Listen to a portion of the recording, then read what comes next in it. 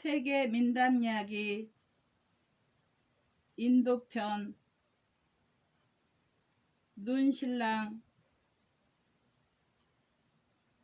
히말라야 산에 말레라라는 이름을 가진 부족장이 살고 있었습니다.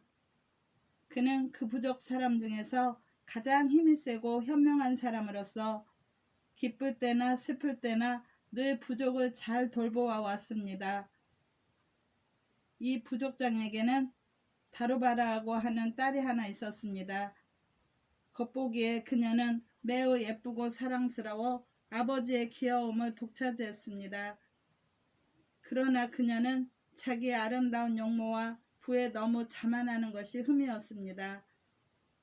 그녀가 절세 미인이라는 소문을 듣고 많은 용감한 전사들이 그녀와 결혼하고 싶어 그녀의 아버지에게로 달려왔습니다. 그러나 거만하고 허영심 많은 다르바는 번번이 얼굴을 찡그리면서 어떤 사람은 코가 납작하다느니 어떤 사람은 눈이 작다느니 하는 등의 이유를 붙여 모두 거절해버렸습니다.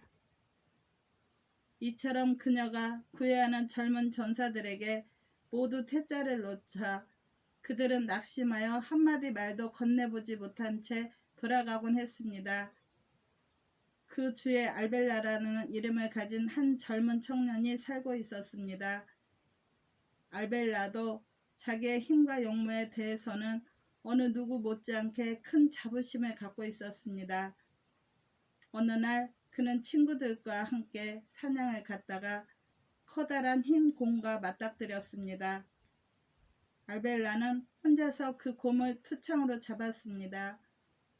그리고 곰을 메고 자기의 숙소로 와서 다음날 성대한 파티를 열었습니다.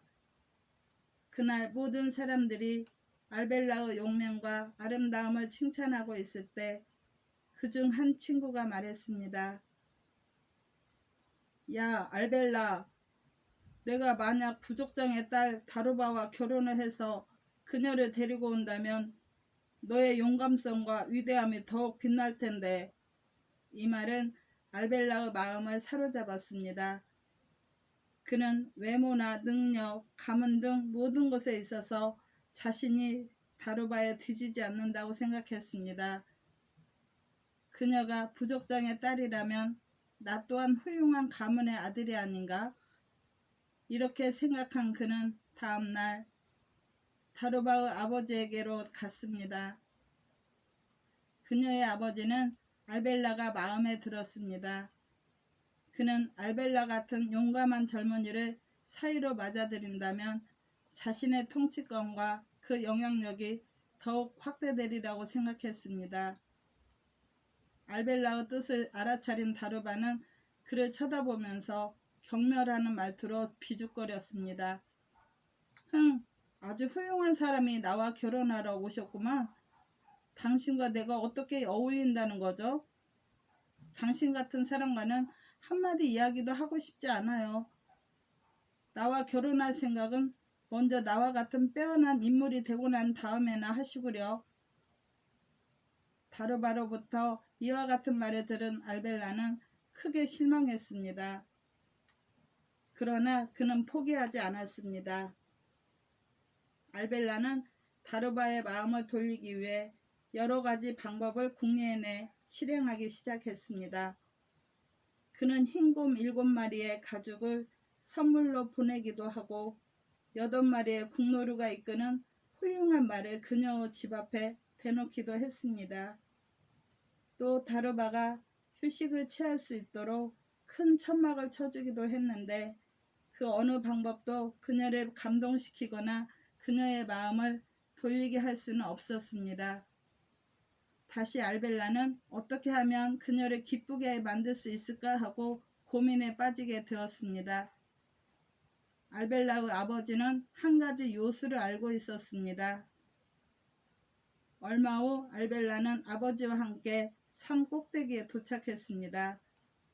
아버지는 그에게 눈과 동물들의 뼈를 모으도록 했습니다. 그리고 그것들을 가지고서 매우 아름다운 눈사람을 만들어서 값비싼 옷을 입히고 머리에는 곰 가죽으로 만든 모자를 씌우고 몸에는 진주와 각종 장신구를 걸치고 또 손에는 꽃다발을 쥐게 했습니다. 이렇게 한 후 그는 주문을 외워 그 눈사람에게 생명을 불어넣었습니다. 이름은 모티아라고 지었습니다. 자, 알발레아야, 이제 이 눈사람을 함께 데리고 가거라.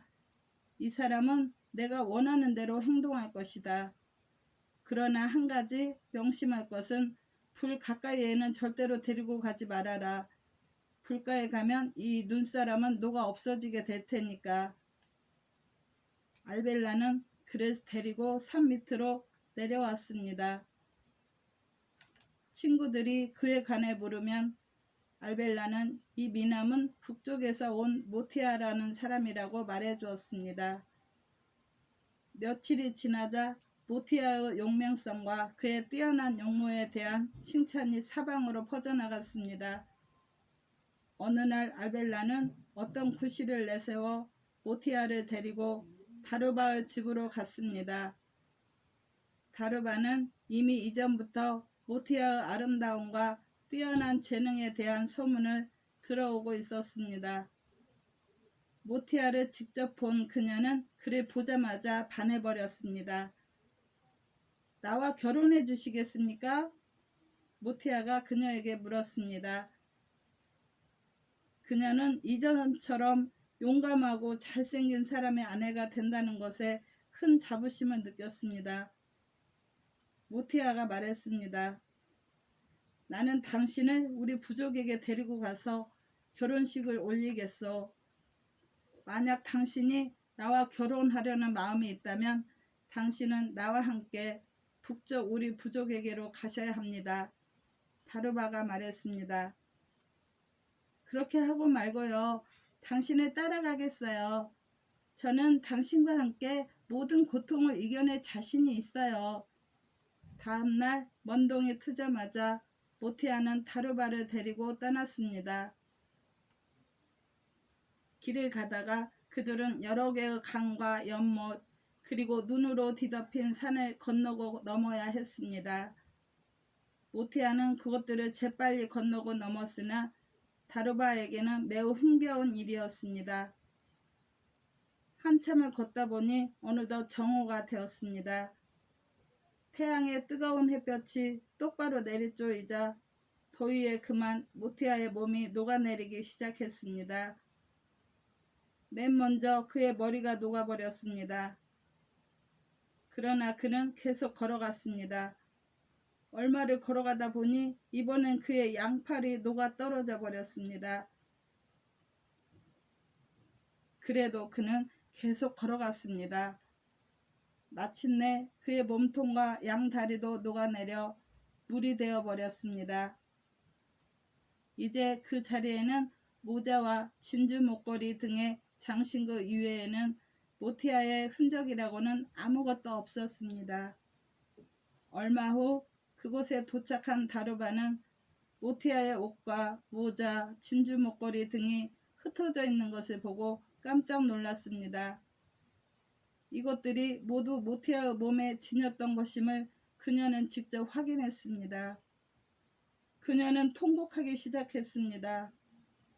그때 어디선가 목청을 돋구어 지저귀는 새들의 소리가 들렸습니다. 오, 거만하고 자만심에 빠진 다루바야. 내가 좋아하던 신랑의 남은 흔적이란 바로 여기에 떨어져 있는 것뿐이야. 이 어리석은 여자야. 그 사람은 얼음으로 만든 것이어서 태양열에 그만 녹아버렸지. 너를 위해 목숨까지 내어줄 알벨라 같은 사람을 차버렸으니 너는 이런 벌을 받아 마땅해. 이 소리를 들은 다루바는 후회와 슬픔이 겹쳐 정신을 잃고 미친 사람처럼 이리저리 뛰기 시작했습니다. 그녀는 마침내 길을 잃고 그만 쓰러졌습니다. 한편 알벨라는 모티아의 뒤를 쫓아가는 다루바를 보면서 그 결과가 어떻게 될 것인가는 이미 알고 있었습니다. 그는 다루바를 찾으러 다니다 그곳에 도착했습니다. 절망과 피로로 지친 다루바는 정신을 잃고 쓰러져 있었습니다. 알벨라는 그녀를 똑바로 누이고 그녀의 손발을 주물러 주었습니다. 잠시 후 정신이 들어 눈을 뜬 다루바는 알벨라를 보고 깜짝 놀라면서 물었습니다. 당신이 여기 어떻게? 나의 어리석음을 놀려주기 위해 오셨나 보군요. 다루바의 손을 잡아주면서 알벨라는 그녀에게 모티아의 비밀을 들려주었습니다. 아니에요, 다루바. 당신은 나를 오해하고 있어요. 나는 당신을 비웃기 위해서 이곳에 온 게 아니라 당신을 구해주기 위해서 왔어. 이제 당신도 진실과 거짓을 구분하셨겠죠? 당신은 이제 나를 받아들이겠죠? 나는 언제나 당신을 위해 사냥을 해줄 것이며 당신을 보호하고 슬플 때나 기쁠 때나 늘 당신과 함께 하겠소. 자, 나와 함께 갈까요? 다루바는 이제까지의 자만과 거짓을 떨쳐버리고 기쁜 마음으로 알벨라와 함께 돌아갔습니다. 숙소에 도착한 그들은 성대하고 화려한 결혼식을 올리고 새로운 보금자리를 마련하여 행복하게 살았습니다. 기적을 낳는 손님. 소나기가 퍼붓는 어느 추운 겨울밤이었습니다. 비시누와 락시미 신 부부는 땅으로 내려가 산책을 하고 싶은 생각이 들었습니다. 사실 그들은 시험해 보려는 생각을 갖고 있었습니다.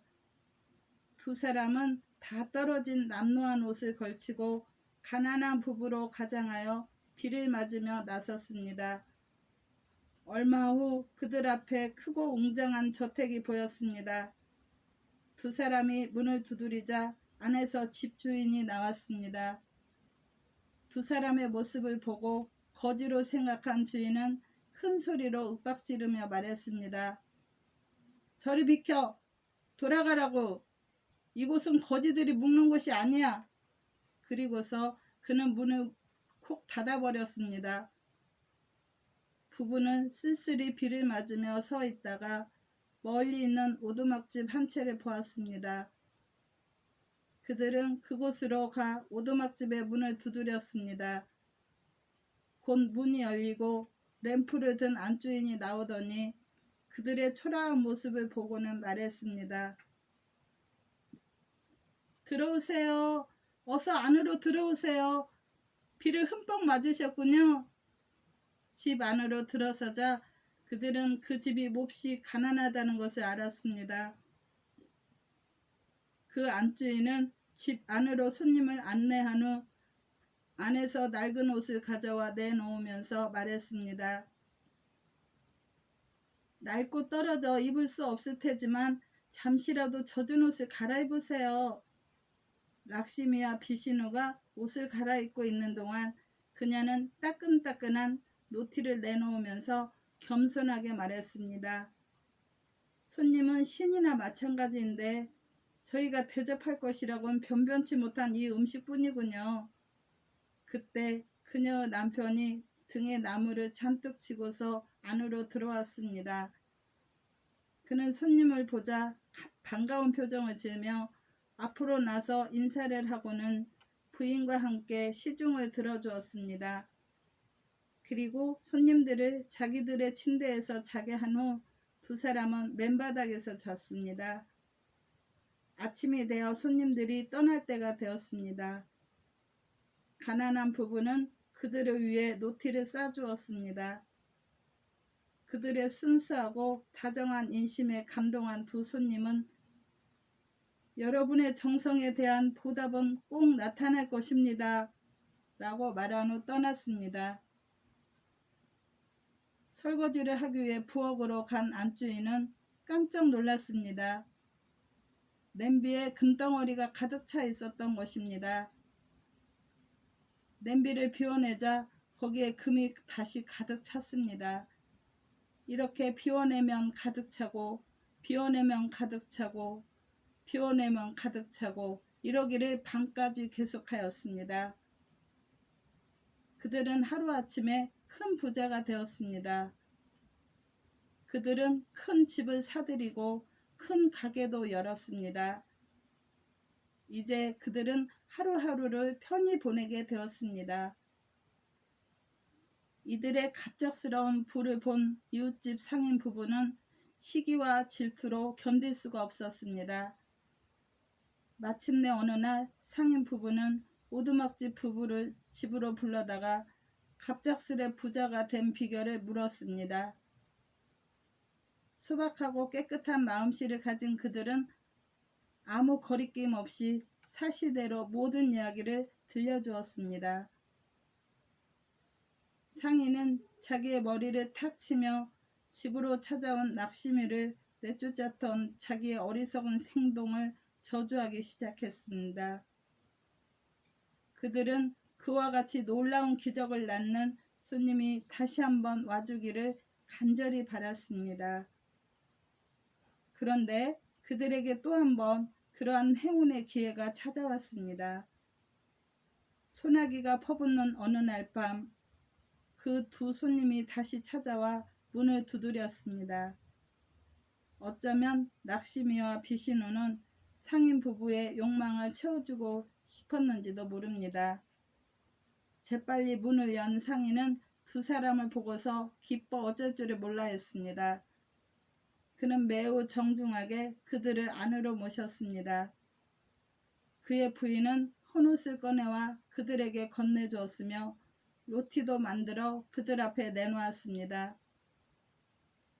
상인 부부는 허영과 욕심으로 가득 차서 가난한 오막살이 부부가 했던 것을 빠짐없이 흉내내었습니다. 그들이 진정으로 보살펴주고 돕고 싶었다면 그들의 형편에 맞는 좋은 옷과 음식을 손님에게 대접할 수 있었을 텐데요. 그러나 그들에겐 오직 부를 얻고자 하는 욕망뿐이었지 가난한 사람을 도와주고 싶은 마음은 티끌만치도 없었습니다. 밤이 되자 손님들은 침대에서 자게 하고 그들은 맨바닥에서 잠을 잤습니다. 어서 아침이 오기를 기다리면서 이들 부부는 밤새도록 잠을 못 이루고 몸을 뒤척이었습니다. 다음날 아침 손님들이 떠나려 하자 상인 부부는 로티를 싸서 건네주고는 어떤 보온을 내려주기를 고대하면서 두 손을 모아 합장 인사를 했습니다. 락시미와 비시누는 웃으면서 당신들의 욕망은 이루어질 것입니다. 라고 말했습니다. 그토록 갈망했던 은혜를 약속받은 상인 부부는 뛸듯이 기뻤습니다. 두 사람은 냄비를 보러 부엌으로 달려갔습니다. 그들은 서로 먼저 부엌으로 들어가려고 다투기까지 했습니다. 남편이 말했습니다. 내가 시중을 더 많이 들었으니 내가 먼저 들어가야 하오. 그러나 아내도 끝까지 고집을 부렸습니다. 오랫동안 다툰 끝에 아내가 먼저 들어가 냄비를 열어보기로 했습니다. 아내가 뚜껑을 여니 냄비 속에는 간밤의 반찬이 그대로 있었습니다. 그녀가 냄비를 비우자 다시 똑같은 반찬이 냄비에 찼습니다. 냄비를 비울 때마다 똑같은 반찬이 다시 차곤 했습니다.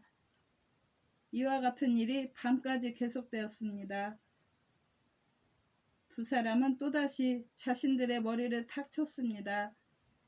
락시미는 상인 부부에게 다시 한번 큰 상처와 고통을 안겨준 셈입니다. 그러나 이번 일 역시 그들의 잘못이 가져온 결과였습니다. 욕심으로 가득 찬 상인 부부는 밤 늦게까지 반찬을 받아버리는 일로 지쳐 쓰러졌습니다. 진실을 말하는 앵무새. 한 공주가 있었습니다. 잔잔한 호수물처럼 마음씨 곱고 요정처럼 어여쁜 공주였습니다. 부모의 사랑을 독차지하고 있는 그녀가 이야기를 할 때면 마치 입에서 꽃잎이 날리듯 귀엽고 사랑스러웠습니다. 공주에게는 한 친구가 있었습니다. 두 사람은 날마다 근처에 있는 사원에 기도하러 다녔습니다. 공주는 사원의 스님에게 매일 금으로 된 동전 한 입을 보시로 바쳤습니다. 그리고 대신에 딸인 공주의 친구는 매일 은동전 한 입을 바쳤습니다. 스님은 이 두 사람에게 늘 똑같은 축복을 내려주었습니다. 어느 날 스님은 공주에게 말했습니다.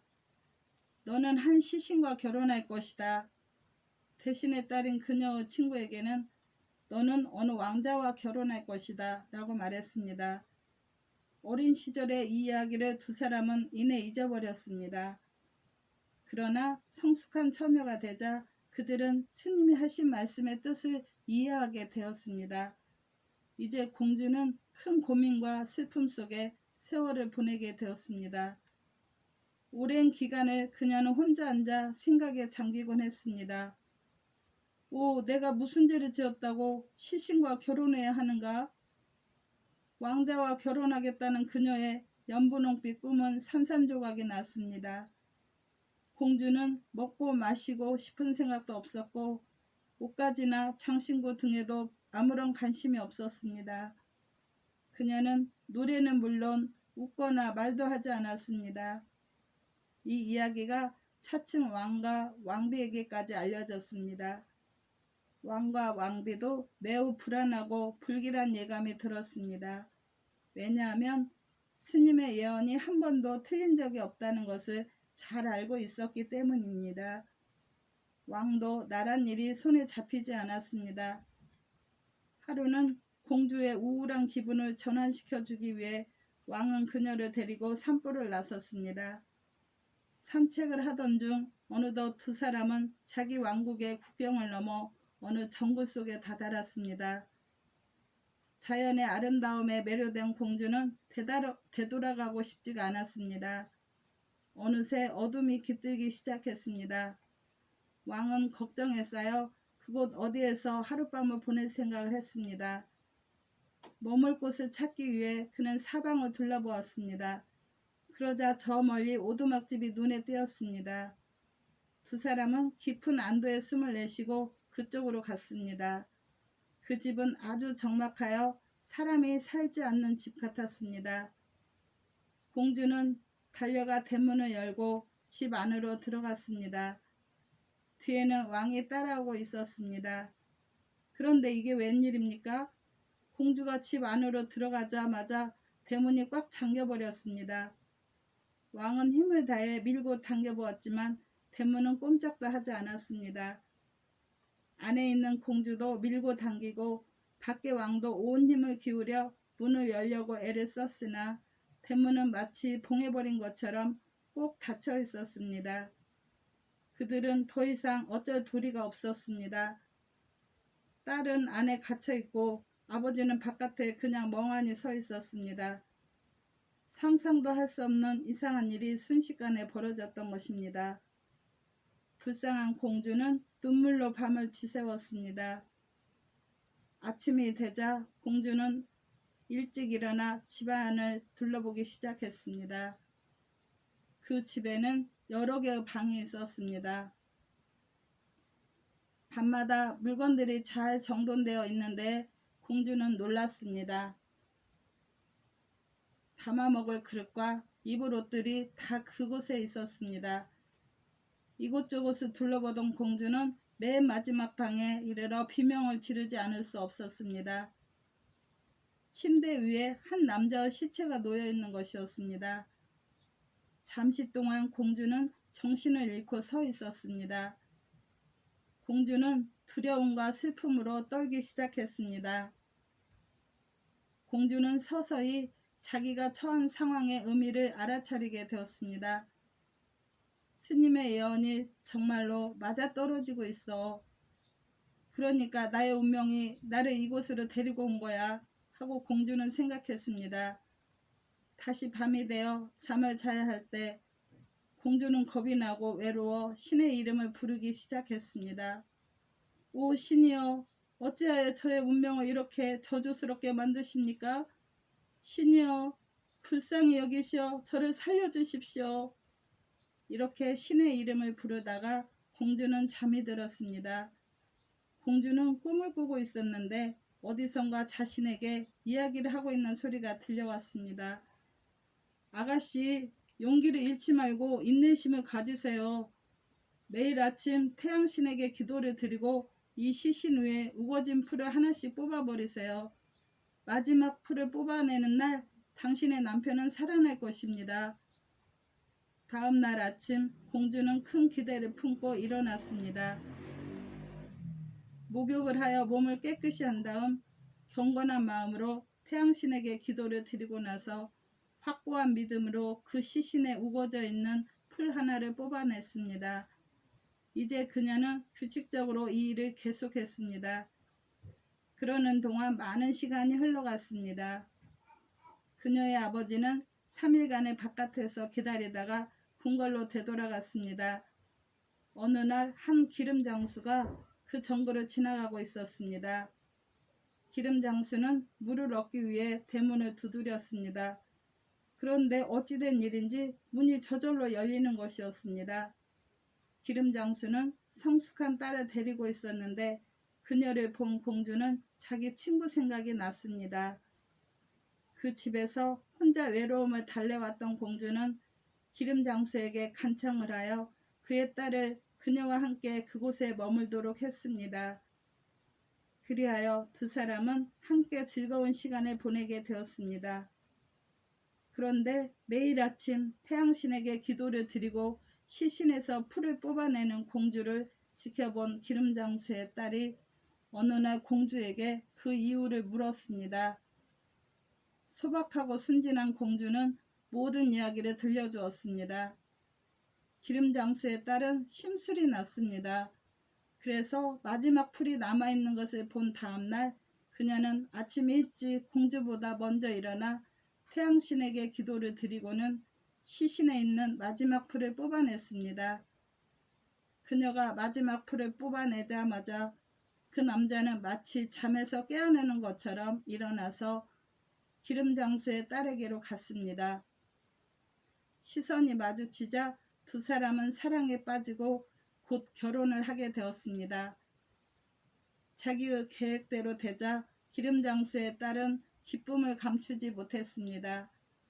한편 어느 때처럼 일어난 공주는 태양신에게 기도를 드리고 방 안으로 들어갔습니다. 방 안에 들어선 공주는 두 사람이 웃으며 밀담을 나누고 있는 것을 보고 소스라치게 놀랐습니다.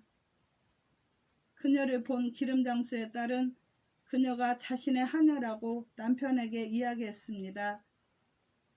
슬픔과 놀라움으로 공주는 한마디의 말도 할 수가 없었습니다.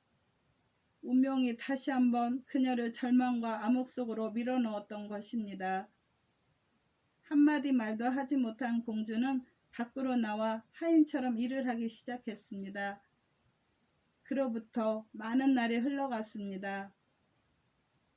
어느 날 그 남자는 시장에 가게 되었는데 그는 두 여자에게 각기 갖고 싶은 물건들을 말하라고 했습니다. 기름장수의 딸은 팔찌와 목걸이 그리고 값비싼 옷 등을 주문하였고 공주는 앵무새 한 마리를 사올 것을 부탁했습니다. 저녁이 되자 두 사람은 모두 자기가 갖고 싶어하는 물건을 받았습니다.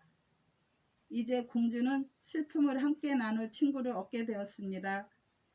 일을 끝내고 쉬는 시간이면 그녀는 앵무새를 데리고 앉아 소녀 시절 친구에게 이야기하듯 자기의 슬픈 이야기를 앵무새에게 들려주곤 했습니다.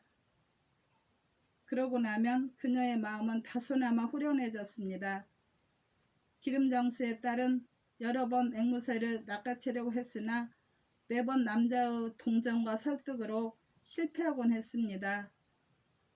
어느 날 기름장수의 딸은 하녀가 앵무새에게 거짓말을 가르치고 있다고 불평하면서 앵무새를 죽이든지 아니면 집에서 내쫓아야 한다고 투덜댔습니다. 남자는 사실을 가려내기 위해 앵무새를 자기 방으로 가져와 새장 밖으로 끄집어 내놓았습니다.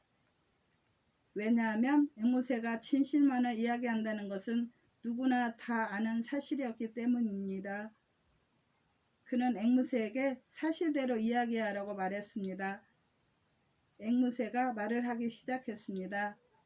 한쪽에는 기름장수의 딸이 앉아 있었고 다른 한쪽에는 공주가 앉아 있었습니다. 한 사람의 얼굴은 창백하였고 다른 한 사람의 얼굴은 빛나고 있었습니다.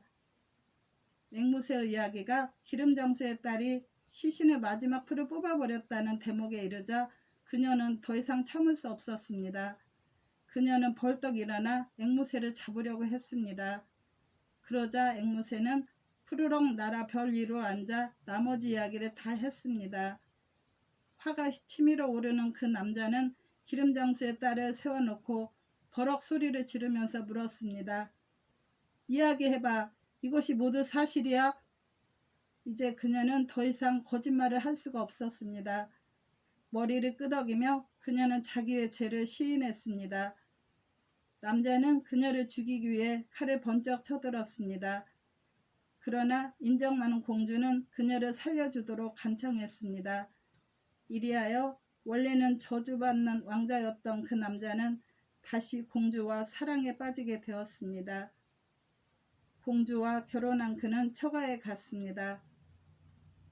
두 사람을 본 왕과 왕비는 기뻐 어쩔 줄을 몰라 했습니다. 들어주셔서 감사합니다.